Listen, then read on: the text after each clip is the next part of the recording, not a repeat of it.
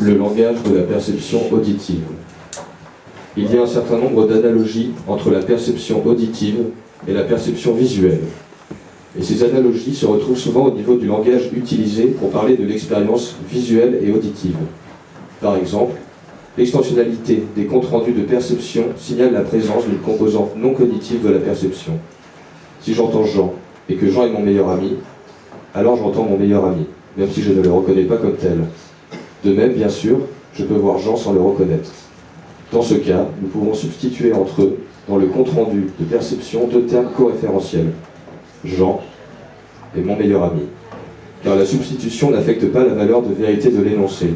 Le même phénomène s'observe pour les comptes rendus de perception visuelle.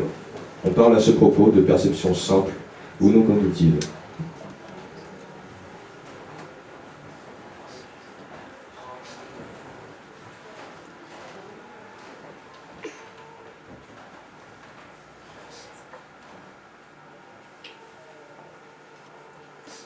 Considérez en revanche, une disanalogie locale, en français entendre, n'admet pas de complément propositionnel. On ne peut pas dire par exemple, Jeanne entend que la porte se referme. Par contre, on peut dire Jeanne voit que la porte se referme. La même remarque vaut pour l'anglais. Mais la disanalogie reste locale, car elle n'existe pas en italien, où sentir admet le complément propositionnel. L'usage de construction avec l'infinitif est par contre courant dans les comptes rendus aussi bien auditifs que visuels. J'entends, je vois, Jeanne parlait. Il est vrai que le locuteur français utilisait des constructions infinitives dans un contexte où il effectue des comptes rendus propositionnels. Nous avons soutenu que les sons constituent une sous-classe des événements et qu'ils font office d'objets primaires de l'ouïe. Ils se démarquent ainsi des objets secondaires de l'ouïe, des choses physiques qui résonnent.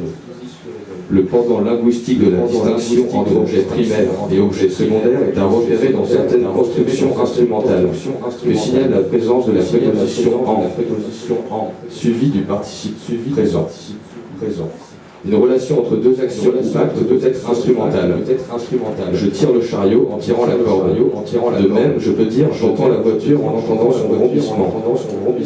Normalement, la relation instrumentale est asymétrique. Je ne tire pas la corde en tirant le chariot et je n'entends pas le vrombissement en entendant la voiture.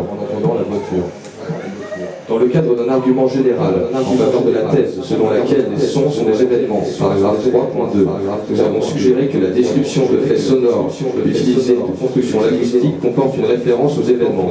Ce fait est évident dans le cas de syntagmes nominaux, comme le vrombissement de la voiture. Mais il reste à démontrer qu'une telle référence est requise pour un énoncé comme la voiture vrombit. Après tout, la forme superficielle de cet énoncé est fa, où F traduit vrombit et A est le nom de la voiture. Exactement comme dans le cas de la table rouge, où F traduit cette fois R rouge et A est le nom de la table. Si les prédicats expriment normalement des propriétés, un examen superficiel des énoncés, la voiture vrombit, doit être contraire à notre tentative de soutenir que les sons ne sont pas des propriétés. En fait, admettre que les énoncés tels que la voiture vrombit comportent une quantification implicite sur des événements permettant de rendre compte de certaines structures inférentielles, dont les principales sont en premier lieu celles qui éliminent les certains verbes, et en second lieu celles qui ont comme la prémisse à la fois des énoncés qui comportent une quantification explicite sur des événements. Apparemment, aucune quantification sur les événements, la Thomson 1967, Larson 1990, dans le premier cas, la forme logique d'un énoncé événementiel comme A, la voiture vrombit, A, la V et vrombissement est acteur. La voiture c'est-à-dire qu'il y a un événement de vrombir dans la voiture est un acteur, une inférence qui limite les adverbes.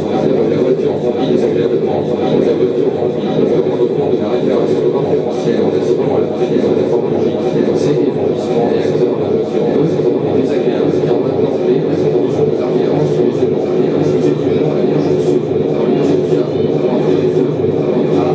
La voiture vrombit, et de tout vrombissement est un bruit.